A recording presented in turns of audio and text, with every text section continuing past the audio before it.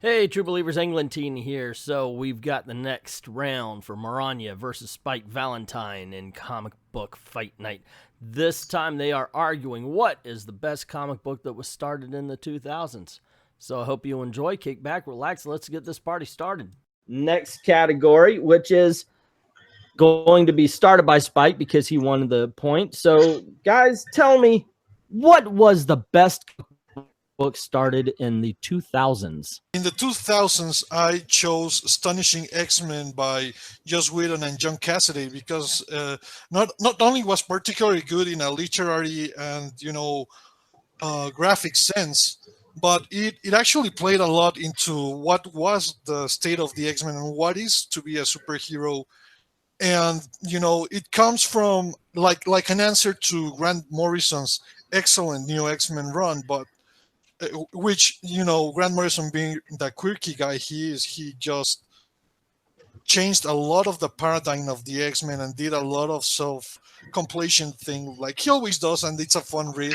But at the end of the day, the X-Men are they have a lot of ideological baggage and a function to them, being the most hated and trying to mediate between humans and mutants and bring everybody together. And I think that Astonishing X-Men run not only encapsulated that, but it was a great starting point for a solid 10 years of X-Men stories up to Second Coming. Alrighty, Maranya. Okay, I picked something that is very underrated in my opinion. I picked the Pet Avengers. Was a groundbreaking series because you had all the super powered people's pets. You had Lockjaw, come on now. You had Hairball, you had Lockheed, you had Redwing, you had Frogthor, you had Zabu, and you had Miss Lion, who was notable for one, being a male dog, and two, the only character in the team up who came from the animated series and was not a comic book character prior to that. And it was notable because it was based for kids, but adults can enjoy it too. Alrighty, so for the next 5 minutes, tell me why theirs is the worst and yours is the best. I'm going to let Mariana start this one. Alrighty. Okay. Why it's the best? It's the best because it had great art. It had great writing. It had great heroes, great interaction, and it was not dumbed down for kids, and it was brilliant enough written that adults could enjoy it. And yes, the X-Men are the, quote, pinnacle of whatever you want to call writing, but this is what I believe is the best comic book series. This is my opinion, and Spike has his opinion that it's the X-Men series, but I believe it's Pet Avengers because it just nails everything it set out to do. It is not a serious book. It was never intended to be a serious book, but it did have serious themes in it. You had things where the Pet Avengers retrieved the Infinity Gems of all things. And they had Bo, President Obama's dog, in it. They had an adventure where Iron Man, Captain America, and Thor were turned into frogs. And the Pet Avengers had to come and rescue them. So they were not treated as these joke characters. There were funny moments in the books, but they were treated seriously. And that is notable for a juvenile slanted book in that era, because most juvenile books are like, oh, we'll just talk down to the kids, and the adults will go, this is a dumb book, I'm not going to read it. I'm an adult, I read it, I love it. Kids read it, they loved it. Spike, if you let her talk for 5 minutes, she's going to win based on the fact that you haven't said a word. Oh, I thought, okay, man. The thing is, as great as Pet Avengers was, Astonishing X-Men is one of the better runs of the last decades. And we have to put into perspective things. This an actual franchise it's based on this. This was actually based for one of the X-Men movies. It wasn't adapted very well, but it was based for the third X-Men movie where, you know, Dr. Cavitarao finds a cure for mutants and stuff. And the thing with Astonishing X-Men is that it did a lot for the franchise. It won Eisners. And there's this thing where they brought in Kitty Pryde to not be the young X-Men, you know, but to be the heart of the X-Men, which I thought it was very important for the kind of story it wanted to tell. Because as Cyclops puts it, the perspective of the X-Men at that point was that they were Magnetos waiting to happen.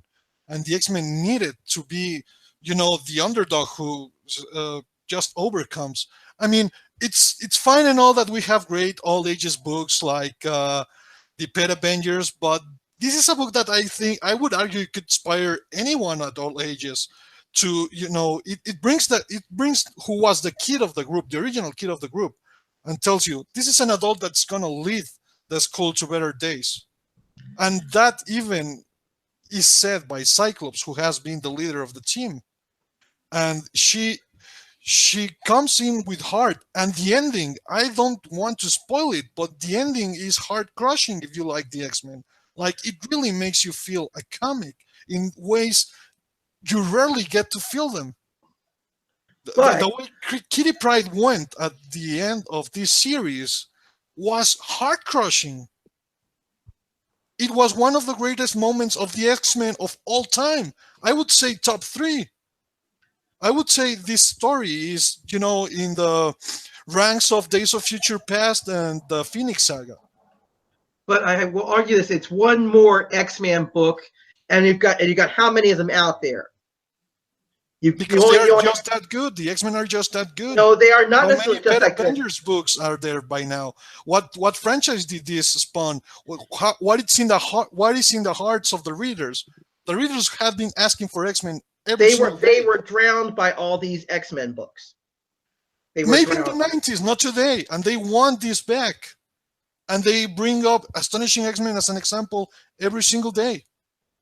How to make the X-Men great again. They want to appeal to all the ages, so why don't, you know, they're bringing back Power Pack now? They should bring back the Pet Avengers. Sure, but at the end of the day, these kids also watch. All right, time, guys. That was pretty good. Dalton, what do you think? What do you think about what they had to say in the arguments? You go. I'm still kind of trying to. Alrighty, here's what I think. Okay, guys, when you debate, you can really argue with each other. It's fine. You don't have to wait for the other one to stop. You know, if they say something, you find an attack, go right on in. I think that was Spike's biggest problem. He let Anya talk straight for 3 minutes, and I don't think you ever actually recovered. You did do some good things, though. There was a great starting point for new readers as far as Astonishing X-Men. You love the fact that they brought in the ideological baggage for it, and it was used for the basis of the third X-Men movie. I am shocked that Maranya didn't throw back that the third X-Men movie is generally seen as the second worst, right behind X-Men Origins Wolverine. But she didn't say that. I did, so that can't be included. Pet Avengers is a great all ages book. That came from your mouth there, Spike. And you like the fact that Kitty was chosen even in the book to be the leader of the X-Men, which she became. And even now, the Astonishing X-Men is held as an example. I loved all those points you made, but you let Maranya talk for 3 minutes straight, and she just nailed it. I've got to give the point to Maranya because she went unchallenged. Great art, great writing. It was not dumbed down. It was a fun book with serious themes. It included outside characters like Miss What's-Her-Name from The Amazing Friends and Obama's dog. And then you actually fought back against Spike by saying that Astonishing X-Men was just another X-Men book at a time when people were being drowned by X-Men. So yeah, overall, it was just a stronger argument from Maranya for me. How about you, Dalton? I almost would have given it to Spike, except that towards the end there, he started making all these weird appeals to authority, like, so what have the pet Avengers done for comics as an industry lately? And well, the X-Men are just that good, and I agree with what Maranya said in the sense that just because something is popular doesn't make it worthy of being so. That's Yes, an but I argument do as agree popular with if I him ever that heard one. even though I did give the point to, I do like the fact that Spike did say, and it is true, that the Astonishing X-Men is held up as one of the better X-Men books out there. All right, Yeah, so who are you giving the point to, though? I'm giving the point to Maranya as well, just because Spike let his love of the X-Men kind of run away with him a little bit at the end there. Your checks in the mail. Your checks in the mail. Yeah, I think it was a fair fight, but I'm not agreeing in you questioning my love for the X-Men, sir. No. My issue is that it was an appeal to authority, and No, I because know. am a philosophy major, I will never be not ashamed of allow my for love of appeals the to X-Men. authority. Nobody's saying you should be ashamed. He's saying that when you were arguing, you got stuck on one topic. No, I know. Yeah, I make no apologies. There you go. That's good. That's good. All righty. In the comments, Spike got me with Kitty Pride send off. The conversation between she and Emma was epic. The stealth Hispanic go-to participants, or whoever mine is in Portuguese, over though I think they're talking to somebody else there. Okay. All righty. They're having a conversation by themselves, though, so we're going to continue on here. Who did you guys think won that particular battle? Let me know in the comments there, guys. Also, we'll head on over, and this means Mark. There you go, gang. What do you think the best comic to come out of the 2000s that started in the 2000s was? Let me know in the comments below. Don't forget to click like and share, subscribe if you haven't done it already, and ring that notification bell, but make sure that your notifications are on all. If you don't mind helping out the channel, go on over to Patreon or to Ko-Fi, drop $1 in the tip jar, or you can commission a video, and that's also at Ko-Fi. Links in the description below. Just go pick your topic, pick your subject. We'll get the video out to you ASAP. I'd like to thank everybody who's already done that, and to everyone, all the true believers. Thank you very, very much for watching.